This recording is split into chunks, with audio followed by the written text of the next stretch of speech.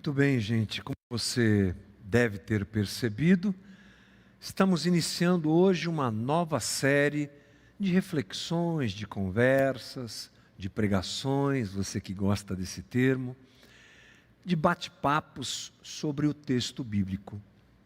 Hoje começamos uma série com esse nome um tanto quanto diferente, penso eu, Meu Caro Amigo. Por que a série tem esse nome? Porque nós estudaremos o livro de Lucas, o Evangelho de Lucas, e talvez até emendando com o livro de Atos. Durante as conversas aqui você vai entender melhor o porquê. E o termo meu caro amigo é uma ideia que veio a nós, eu, o Jorge e o Zé Bruno, conversando sobre o que pregaríamos depois da Páscoa. E Lucas, ele escreve uma carta. Na verdade, o seu livro, o Evangelho de Lucas, é uma carta, é um relato a uma pessoa chamada Teófilo. E com essa ideia de ser uma carta, não é classificada assim no texto bíblico, mas a ideia é essa, é que nós achamos por bem esse nome, como o nome que o texto que nós iniciamos uma correspondência ou algo do tipo. Mas você vai entender muito melhor isso durante as próximas conversas que teremos. Hoje já uma introdução para você entender melhor a respeito disso. Então vamos lá. Evangelho de Lucas. Se prepare aí nos próximos dias, leia o Evangelho. De repente é interessante a leitura antecipada, para quando a gente chegar aqui ao domingo você já tem uma noção do que será dito. Vamos lá no capítulo 1, versículo 1, abertura do texto de Lucas, que diz o seguinte: muitos já se dedicaram a elaborar um relato dos fatos que se cumpriram entre nós, conforme nos foram transmitidos por aqueles que desde o início foram testemunhas oculares e servos da palavra. Eu mesmo investiguei tudo cuidadosamente desde o começo e decidi escrever-te um relato ordenado, ó excelentíssimo Teófilo, para que tenhas a certeza das coisas que te foram ensinadas. Bem, o começo do texto de Lucas, ele se enquadra nos moldes daquilo que eu disse agora há pouco para você. Meu caro amigo, Lucas está escrevendo um relato a um homem chamado por ele aqui de Teófilo. Quem é Teófilo? Algo importante para a gente saber, já que vamos estudar esse relato, essa escrita de Lucas a Teófilo. Quem é Teófilo? Lucas, nós sabemos, é o evangelista, e no momento oportuno falaremos um pouco mais sobre ele, mas acho extremamente importante sabermos quem é Teófilo. A palavra Teófilo é uma palavra grega que quer dizer amigo de Deus. E Lucas escreve para Teófilo, como eu disse aqui, esse evangelho, que é o evangelho de Lucas, e também o livro de Atos. Então, o nome de Teófilo, ele consta na abertura do livro de Lucas e na abertura do livro de Atos. Sabe quem era Teófilo? Ele era um grego convertido ao evangelho. Nós não temos muito mais do que isso em termos de informações. Mas é muito bom partirmos em cima desse caminho, trilharmos esse caminho, sabendo quem era Teófilo. Era alguém que tinha o desejo de saber mais do Evangelho, e Lucas se presta a fazer isso, mas é importante sabermos que ele era um grego convertido. No relato bíblico, de um modo geral, você tem judeus não convertidos, seguidores do judaísmo. Você tem judeus convertidos, é o caso de Lucas.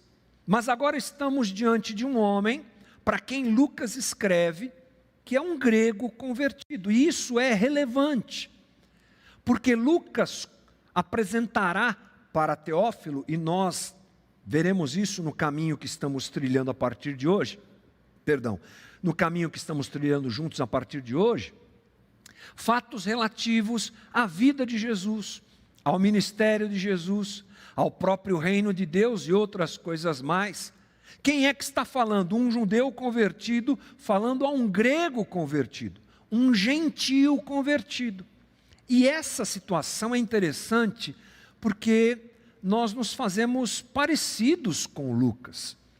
Há uma similaridade entre o texto de Lucas a Teófilo e o texto de Lucas a nós.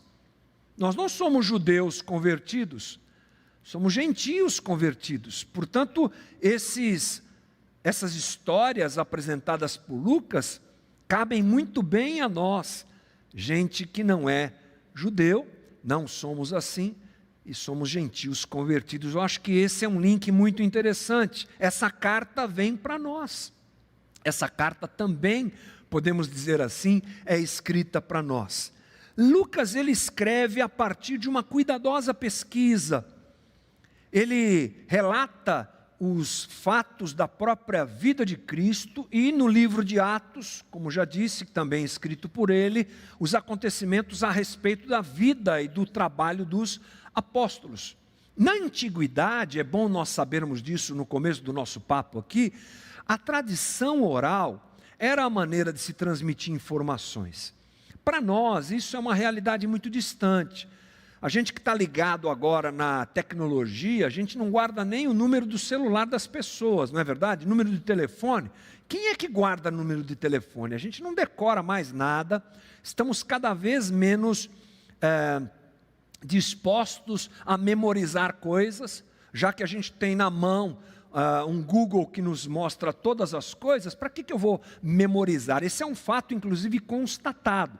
Mas na época da antiguidade, as coisas não funcionavam assim. Pais transmitiam as suas histórias da sua família. No caso dos judeus, essa é uma ordem que Deus dá lá no Antigo Testamento. E eles faziam isso. Nos clãs, nas tribos, existia um orador oficial que era o transmissor dos valores ancestrais, da cultura da época, e funcionava muito bem a ponto de chegar até nós. Os discípulos de Jesus começaram assim. Eles se reuniam com as pessoas, contavam as suas experiências com Jesus e convidavam pessoas que haviam sido curadas por Jesus para darem seu depoimento, e aí por diante. As reuniões eram assim, a transmissão oral do evangelho deixado por Jesus acontecia assim. Acontece que o tempo foi passando, e de repente as pessoas que haviam sido curadas por Jesus começaram a faltar nessas reuniões. Por quê? Porque começaram a morrer. As vidas começaram a se perder. E de repente, motivados por isso, motivados também, é claro, por aquilo que Deus queria realizar através deles, os apóstolos começam o seu registro da história do Evangelho e daquilo que viveram com Jesus. Mas Lucas é muito meticuloso, e ele diz inclusive que outros já haviam feito isso. Não se esqueça que o primeiro evangelho escrito é o de Marcos, não é? Depois vem os outros, ou seja, Lucas está reconhecendo que ele não é o primeiro, que outros haviam feito isso, mas ele diz: eu fiz esse registro com muito cuidado para você, ó excelentíssimo Teófilo, pesquisei, cuidei e fiz tudo isso para você. Alguns estudiosos dizem que Teófilo pode ter sido um financiador desse projeto de Lucas. Por quê? Porque escrever naquela época, como eu disse, não era algo muito comum e era muito caro. O material utilizado era caro, o papiro era caro. As cópias que nós temos dos evangelhos e das escritas que formam o Novo Testamento, todos eles são escritos sequencialmente, sem espaço entre as palavras, no grego. Para quê? Para que houvesse economia de papel. De papiro, melhor dizendo, que era o material usado. Isso tudo era muito caro. Portanto, pode ser, dizem alguns estudiosos, que Teófilo tenha financiado esse trabalho de Lucas. Essa é uma rápida introdução para a gente saber que caminho que nós estamos trilhando. Mas uma coisa que me chama a atenção é que Lucas escreve para Teófilo com um objetivo. Qual é o objetivo de Lucas? Está no versículo 4. para que tenhas certeza das coisas que te foram ensinadas.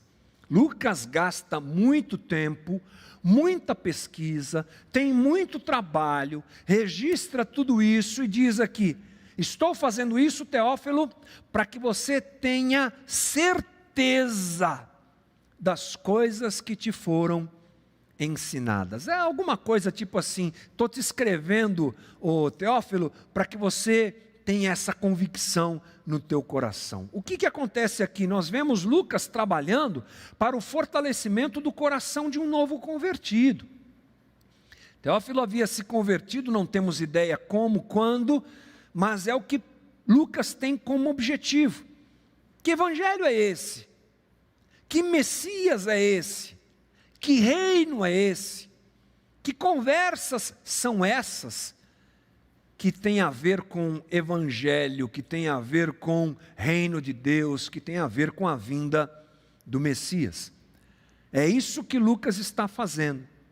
E a partir dos 3 primeiros capítulos, ou baseados nos 3 primeiros capítulos de Lucas, nós juntos aqui vamos analisar quais essas certezas que o autor espera que Teófilo guarde na sua memória. Esse é o pontapé inicial. Muitas outras certezas vão ser apresentadas para nós no decorrer da série. Mas para abrir a série, vamos a 3 principais certezas que nós encontramos nos 3 primeiros capítulos. A primeira certeza: Jesus de Nazaré é o Messias prometido do Antigo Testamento. Lucas quer que Teófilo tenha essa certeza. Também Lucas quer que Teófilo saiba e tenha certeza de que Jesus de Nazaré é Deus encarnado mesmo, nascido por obra do Espírito Santo a partir da gravidez da Virgem Maria. Ele quer que Teófilo tenha essa certeza. E também que o reino desse Messias, o reino de Jesus, não é desse mundo. Os 3 primeiros capítulos que nós veremos nas próximas conversas aqui, vamos basear esse caminho, vamos trilhar juntos esse caminho. A escrita de Lucas começa escrevendo para Teófilo. Interessante que ele não começa a partir de Jesus, ele começa a partir de João Batista. Sabe quando a gente vai contar uma história, mas é preciso voltar um pouquinho atrás, para quem nós estamos contando a história entenda bem? É o que Lucas está fazendo aqui. Ele não começa com a figura de Cristo, ele retrocede um pouco, e ele vai e fala sobre o anunciador do Messias. Vamos conferir o que Lucas diz? Lucas 1, versículo 5, diz assim: no tempo de Herodes, rei da Judéia, havia um sacerdote chamado Zacarias, que pertencia ao grupo sacerdotal de Abias. Isabel, sua mulher, também era descendente de Arão. Ambos eram justos aos olhos de Deus, obedecendo de modo irrepreensível a todos os mandamentos e preceitos do Senhor. Mas eles não tinham filhos, porque Isabel era estéril, e ambos eram de idade avançada. Certa vez, estando de serviço o seu grupo, Zacarias estava servindo como sacerdote diante de Deus. Ele foi escolhido por sorteio, de acordo com o costume do sacerdócio, para entrar no santuário do Senhor e oferecer incenso. Chegando a hora de oferecer incenso, o povo todo estava orando ao lado de fora. Então um anjo do Senhor apareceu a Zacarias, à direita do altar do incenso. Quando Zacarias o viu, perturbou-se e foi dominado pelo medo. Mas o anjo lhe disse: não tenha medo, Zacarias. Sua oração foi ouvida. Isabel, sua mulher, lhe dará um filho, e você lhe dará o nome de João.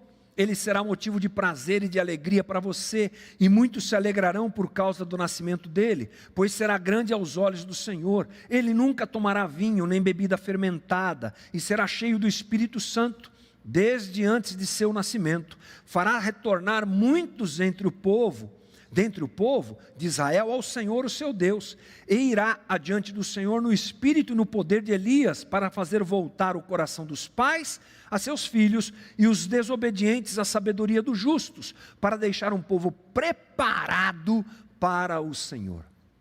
Esse é o anúncio do anjo a Zacarias, pai de João Batista, Isabel, mãe de João Batista. nós vemos aqui uma coisa muito interessante, gente, que nós que estamos aqui na modernidade, no século 21, muitas vezes nos escapa o entendimento. Na tua Bíblia há uma divisão, Antigo Testamento e Novo Testamento.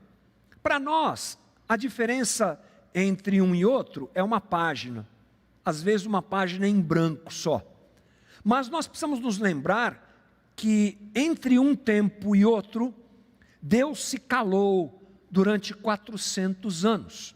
É isso mesmo, essa página em branco aí, entre o Antigo e o Novo Testamento, que está na tua Bíblia provavelmente, ela representa 400 anos de silêncio. Deus não falou nada. Deus ficou realmente quietinho, como a gente fala. É o famoso período intertestamentário. De repente, Deus começa a falar. De repente aparece esse anjo anunciando o nascimento de João Batista a um sacerdote, a um homem que estava dentro da estrutura religiosa de Israel, mas um homem sério, um homem, digamos assim, santo, um homem temente a Deus. O anúncio de João Batista, gente, é o anúncio dessa transição de antigo para o novo. Quando o anjo aparece a João Batista, ele está dizendo: começou uma transição. O prometido do Antigo Testamento chegará.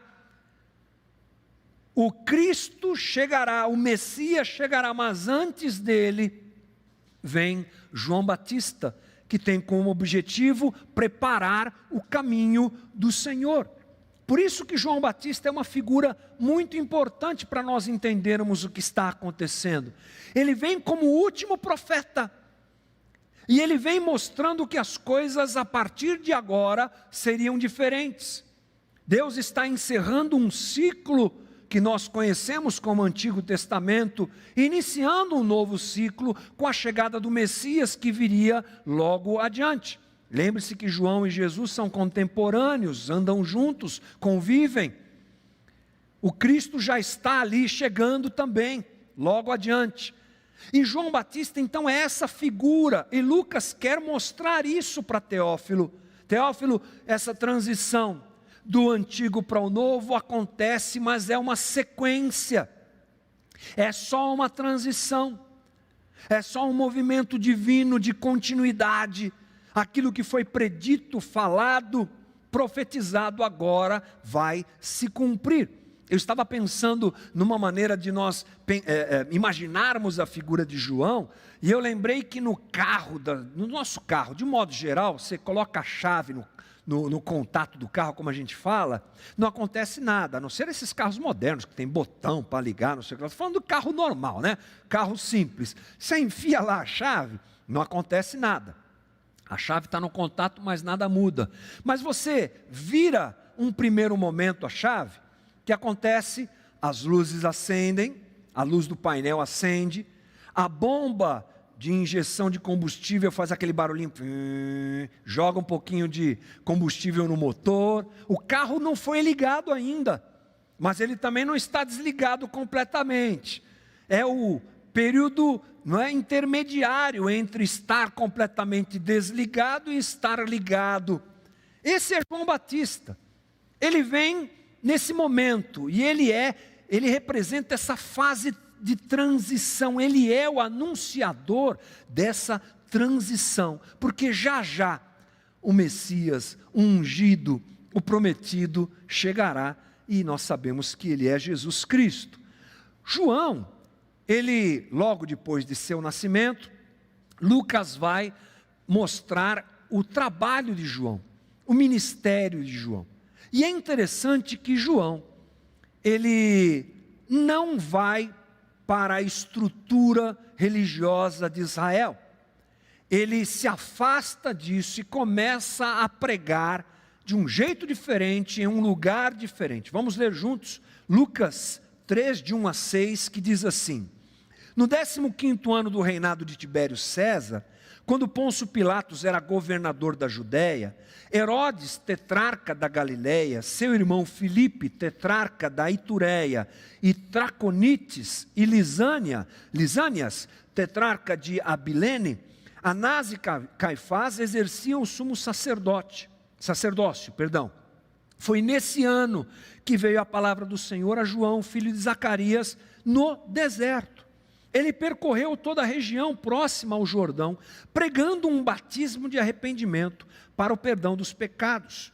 Como está escrito no livro das palavras de Isaías, o profeta: vós que clama no deserto, preparem o caminho para o Senhor, façam veredas retas para Ele.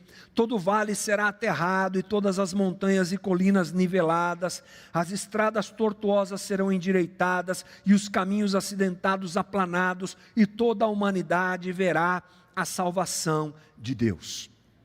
Esse trecho é importante por dois aspectos. Primeiro, Lucas é muito exato na sua narrativa. Ele apresenta locais e personagens que montam um cenário para Teófilo, inclusive para nós, para termos ideia de como é que as coisas estavam funcionando, quem reinava, quem coordenava as estruturas de Roma. Ele também destaca algo inusitado: 2 sumos sacerdotes tomando conta da religião de Israel. E isso é assustador. Esse cenário construído por Lucas para Teófilo nos dá a clara ideia de como é que a coisa estava por lá, e a coisa não estava bem.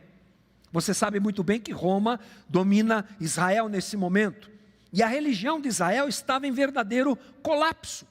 Acordos políticos da religião de Israel feitos com Roma. É o caso aqui da presença desses 2 sacerdotes, Anás e Caifás, está no versículo 2 aí desse texto. Anás e Caifás exerciam o sumo sacerdócio. Qual o problema? O problema é que o sacerdócio era uma escolha conveniente nesse momento, feita por Roma, por interesses de Roma. A aristocracia, os saduceus, se beneficiavam disso. Ou seja, tudo estava atrapalhado mesmo. Esse momento nós chamamos de judaísmo tardio. O momento em que Jesus está para vir, o momento em que João Batista aparece. E esse judaísmo tardio nada tem a ver com a origem de Abraão, de Moisés, lá atrás. Ele se perdeu completamente. E aí Deus faz uma coisa muito interessante. Ele levanta João e não leva João para dentro do templo, mesmo sendo João Batista filho de um sacerdote. Não. Para onde João Batista vai? Para o deserto. Essa narrativa é muito interessante, porque ela mostra o quanto Deus quer começar esse movimento de transição do antigo para o novo, longe da estrutura corrupta de Israel. Aquele que nasce segundo a palavra do Senhor, aquele que está agora pronto para apresentar e preparar o caminho para o Messias, não entra no templo, ele vai para o deserto. A palavra veio a João e não aos sacerdotes do templo.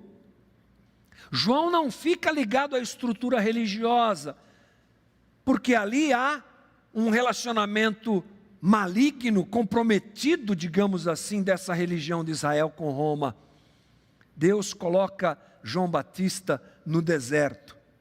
Um futuro sacerdote escolhido por Deus, filho de mãe estéril, pai idoso, não vai para o templo, mas ele tem o seu ministério no deserto. Isso é muito importante para entendermos o que Lucas quer dizer a Teófilo. É realmente uma sequência do que estava acontecendo no antigo. Deus começa a falar de novo, Deus começa a fazer, mas longe da estrutura religiosa de Israel. E nós sabemos que essa figura, João Batista, ele é apresentado no Antigo Testamento como alguém que viria. João nesse aspecto, ele tem uma situação parecida com a do próprio Cristo, sim, de ter tido a sua presença anunciada no Antigo Testamento. Veja comigo o que diz Isaías 40, uma voz clama no deserto: preparem o caminho para o Senhor, façam do deserto um caminho reto para o nosso Deus. Todos os vales serão levantados, todos os montes e as colinas serão aplanados, os terrenos acidentados se tornarão planos, as escarpas serão niveladas, a glória do Senhor será revelada e juntos todos haverão, pois o Senhor é quem fala. Esse é o anúncio de uma voz, essa é a voz de João Batista, que aparece para anunciar a chegada do Messias, que aparece para anunciar a chegada do reino de Deus que virá. E Jesus confirma tudo isso. Vamos lá para Lucas 7, versículo 24. Depois que os mensageiros de João foram embora, Jesus começou a falar à multidão a respeito de João. O que vocês foram ver no deserto? Um caniço agitado pelo vento? Ou o que foram ver? Um homem vestido de roupas finas? Ora, os que vestem roupas esplêndidas e se entregam ao luxo estão nos palácios. Afinal, o que foram ver? Um profeta? Sim, eu lhes digo, e mais que profeta. Este é aquele a respeito de quem está escrito: enviarei o meu mensageiro à tua frente, ele preparará teu caminho diante de ti.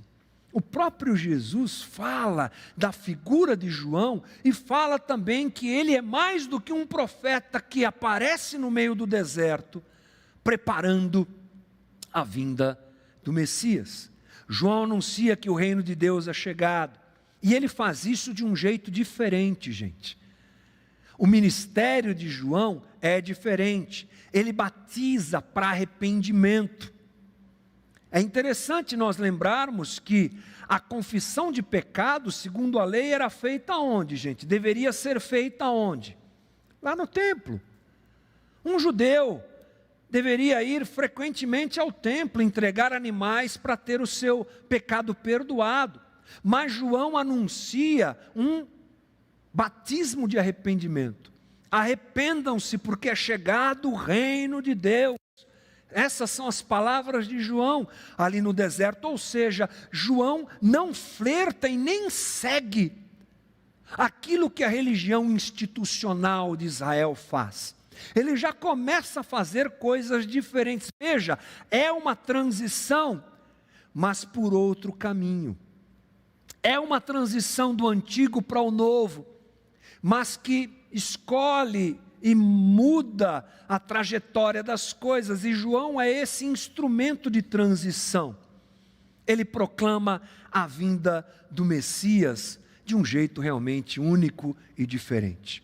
João, podemos dizer então, é a virada de uma era, é a chave que está no meio, sai de um estágio, passa por João, vai para outro estágio. Olha o que o próprio Lucas nos diz, lá no capítulo 16, versículo 14. Os fariseus que amavam o dinheiro, ouviam tudo isso e zombavam de Jesus. Ele lhes disse: vocês são os que se justificam a si mesmos aos olhos dos homens, mas Deus conhece os corações de vocês.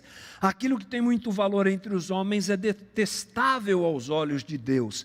A lei e os profetas profetizaram até João.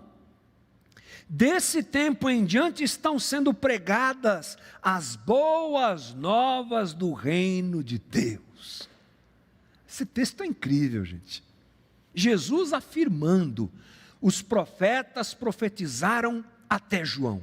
A partir de João começa o anúncio das boas novas do reino de Deus. Isso é maravilhoso.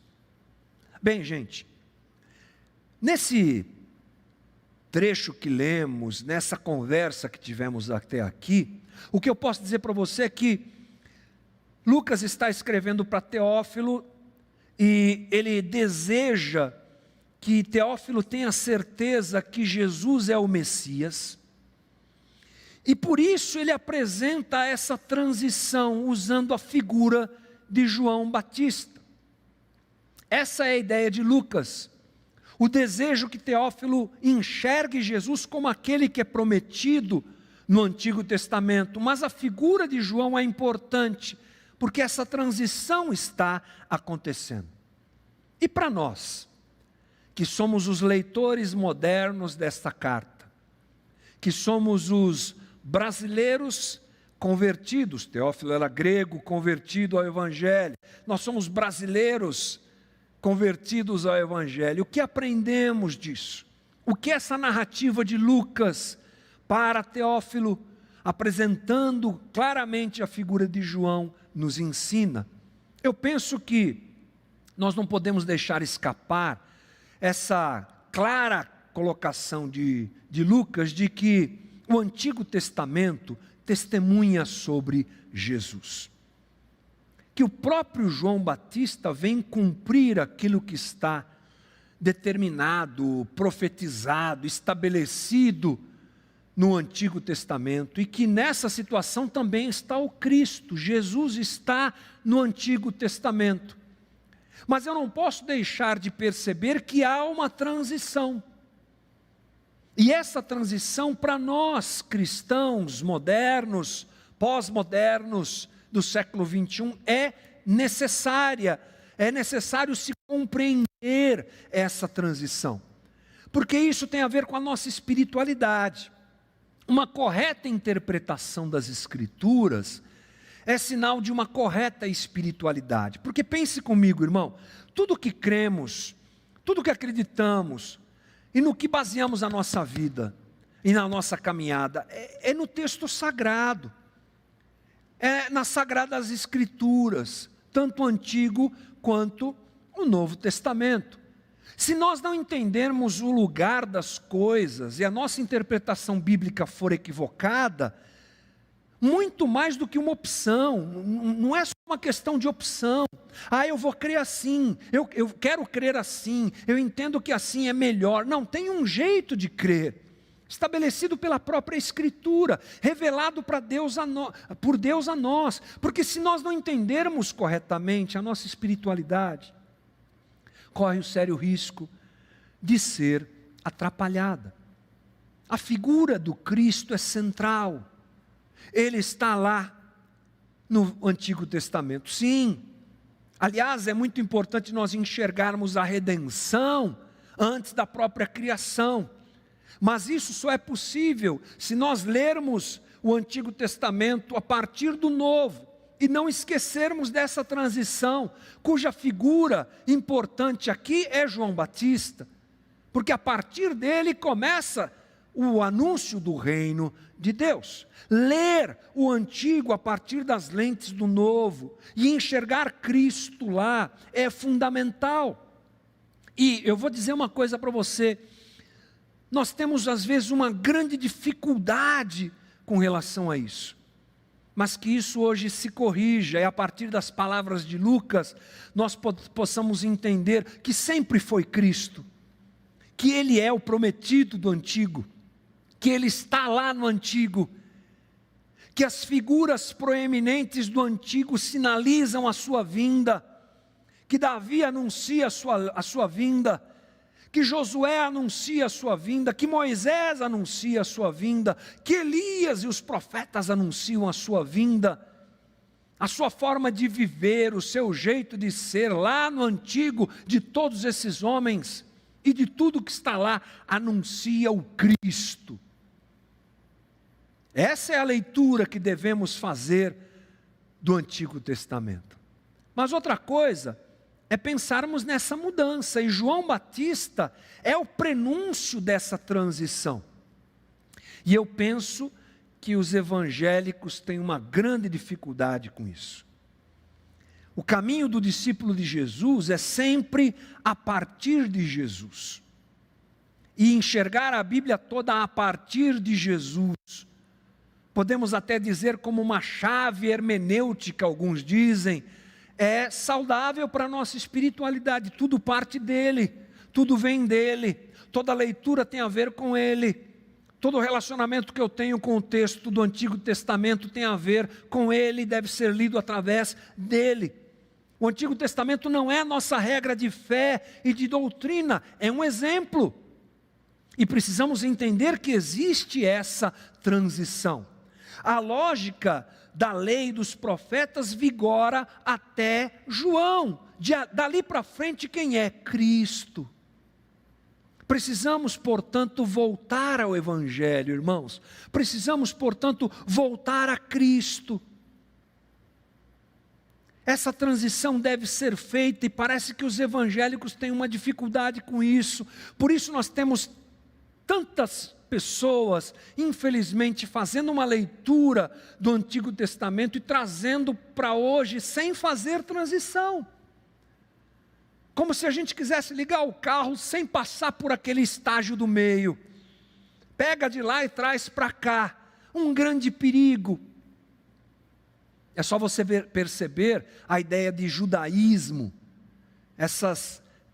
esse caminho judaizante que tantos querem seguir hoje. Sabe por quê?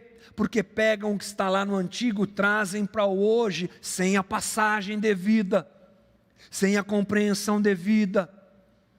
E trazem para hoje manifestações que são lá do Antigo Testamento, que servem como exemplo, mas não como dogma, mas não como doutrina, e que devem ser lidos a partir da figura de Cristo, porque o fim da lei é Cristo. Por isso que muitos olham para aquelas figuras importantes do Antigo Testamento e querem ser como elas.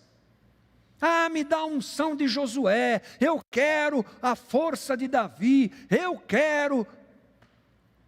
Eles anunciavam o Cristo. Eles pré-anunciavam a vinda do Cristo como protótipos, como figuras que estão ali para anunciar que viria o perfeito, o completo, o que sempre foi, sempre é e sempre será, o Alfa e o Ômega, Jesus Cristo. Essa transição, irmão, se ela não for feita, ela é um perigo para a nossa espiritualidade. Portanto, saber que Jesus reconstrói, ressignifica e transborda o entendimento do Antigo Testamento, é o caminho que nós devemos trilhar. Mas sem essa transição, nós nos perdemos e a nossa espiritualidade fica comprometida. A olharmos para as coisas do jeito errado, interpretarmos as coisas do texto de jeito errado e vivermos as situações do jeito errado. É isso que Lucas está falando para Teófilo. Teófilo, há uma continuidade, mas há uma transição. Teófilo, você é novo convertido e você nem judeu é, mas você precisa entender o que aconteceu no antigo à luz da vinda de Cristo. Isso é tão sério, gente, que essa semana eu estava na minha live falando sobre Gálatas, estou fazendo um estudo de Gálatas lá na live. E aí quando nós chegamos ao capítulo 3 de Gálatas, aliás, capítulo 2 ou 3, agora me confundi, não lembro bem.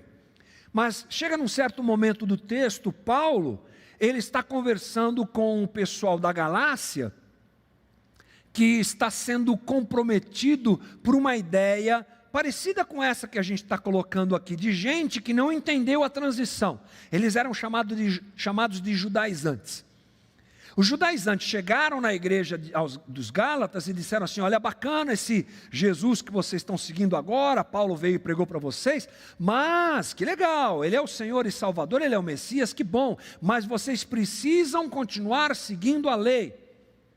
E Paulo escreve para os Gálatas acabando com essa situação. E sabe o que é interessante, gente? Paulo recorre a qual texto? Qual texto que Paulo tinha? O Antigo Testamento. Porque Paulo escreveu, ou foi um dos que escreveram o Novo Testamento. Mas Paulo vai lá na figura de Abraão, e vai lá na figura de Moisés, para dizer: está vendo, gente, mudou. O Cristo vem realizar tudo isso, e essa transição é necessária. Por favor, irmão, como Lucas escreve para Teófilo, para que Teófilo tenha certeza disso, eu quero dizer isso para você. Eu espero desejo, e estou aqui falando isso com você para você ter a certeza dessas coisas no teu coração e avaliar a tua leitura a respeito do Evangelho de forma adequada. Tudo é Cristo. É o que a Sharon cantou para a gente hoje aqui. Tudo é Cristo. E a última coisa interessante é que Lucas destaca essa ruptura do anunciador do Messias com a religião vigente. Porque, como nós sabemos, João vai para o deserto. Ele não vai para o palácio. Ele não vai para o templo, ele vai para o deserto. O deserto é o lugar onde Deus fala. Interessante isso. Deus fala com Moisés e com o povo aonde? No deserto. João Batista recebe a palavra do Senhor e anuncia o evangelho do reino que está chegando aonde, gente? Nos palácios, no templo? Não, no deserto. E Jesus vai em jejum para onde? Para o deserto. É onde Deus fala. Longe do sistema religioso. Longe das estruturas comprometidas. E assim como aconteceu na época de João Batista, narrado aqui, essa história narrada por Lucas, não tenho dúvida nenhuma de que o nosso sistema religioso, nosso não, o sistema religioso de hoje está comprometido. E que nós tenhamos essa coragem de ruptura com o sistema religioso. Nós tenhamos a coragem de fugir desse sistema religioso. No deserto de um mundo caído, podemos encontrar Deus e ouvir a sua voz. Fuja do sistema religioso. Fuja dos que querem te controlar, utilizando inadequadamente o texto bíblico e fazendo interpretações inadequadas, violentando a escrita sagrada que foi deixada para nós, como instrumento para te manipular, para te coagir, para te reprimir, como instrumento para te explorar. Estamos num deserto que é a nossa própria existência um pouco, digamos assim, já que esse mundo jaz no maligno, é um mundo caído. Você precisa abrir o teu coração e os teus ouvidos para que no meio desse deserto Deus fale com você, porque Ele fala. Ele não depende de ninguém para falar. Ele fala com corações que o buscam, com gente que se dobra diante dEle e o procura em espírito e em verdade. Não foi essa a resposta de Jesus à mulher samaritana? Senhor, onde nós agora devemos adorar? É lá em Gerazim?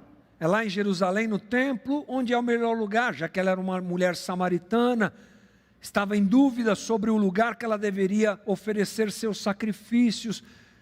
E o que Jesus responde? Está chegando a hora de você apresentar a tua adoração em qualquer lugar, porque Deus procura adoradores que o adorem em espírito e em verdade.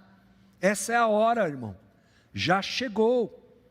E essa ruptura com o sistema religioso, ela é desafiadora, mas se seguirmos os conselhos de Lucas a Teófilo, esse é o caminho que nós temos.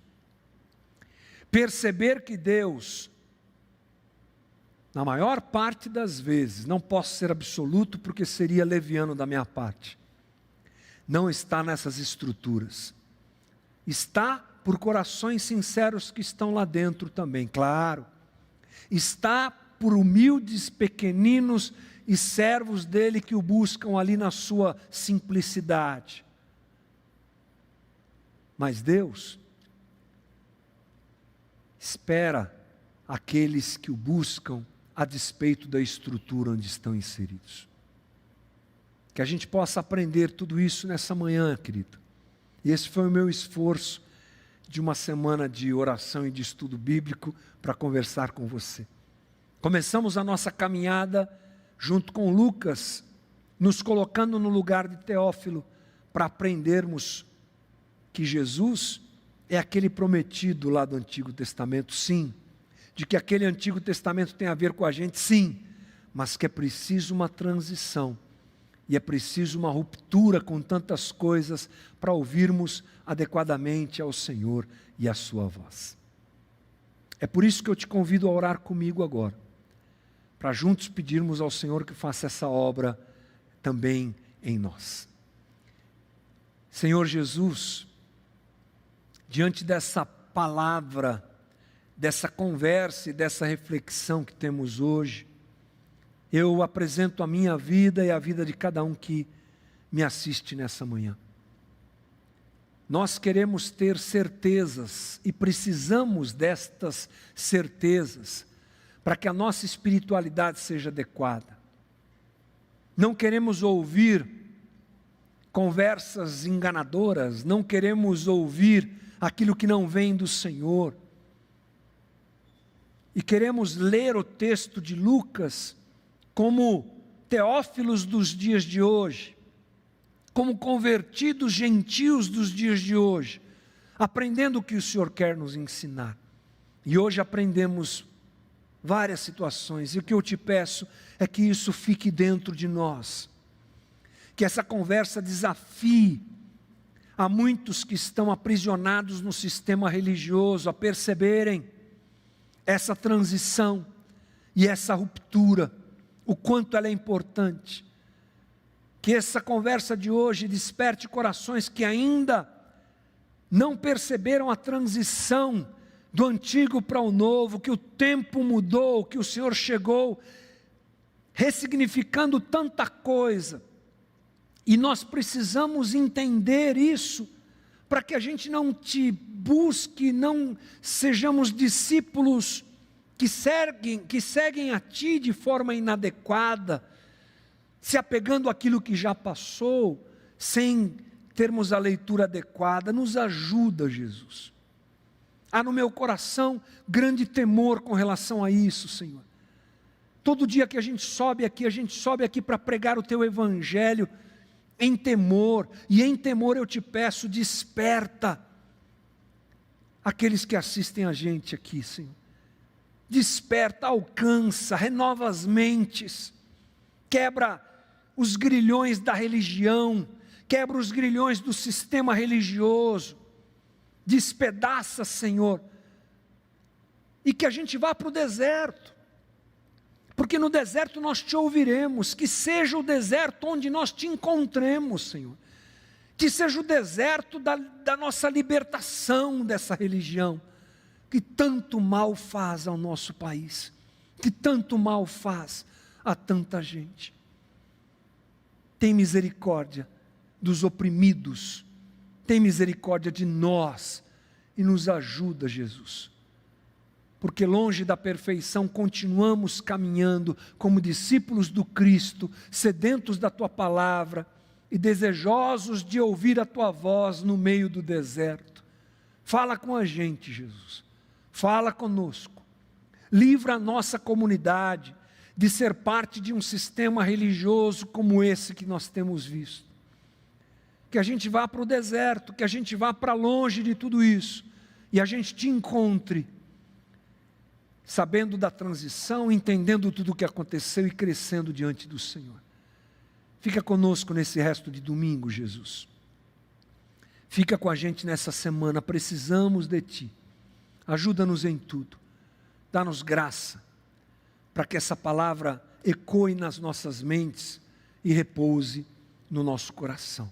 É minha oração nessa manhã de domingo, em nome de Jesus. Amém. Amém. Querido, que Deus te abençoe, que Deus te dê graça, que Deus te dê forças nesses dias, que Deus te dê suporte, que você tenha sempre ombros para se apoiar aí do teu lado. Aliás, essa é a nossa disposição, né? Caminharmos juntos, e que seja mais uma semana diante do Senhor. Com certeza ainda com algumas notícias difíceis, mas apegados ao Senhor, caminhando juntos com o Senhor, esperando tudo isso passar. Deus te abençoe, um ótimo domingo, em nome de Jesus. Tchau, tchau.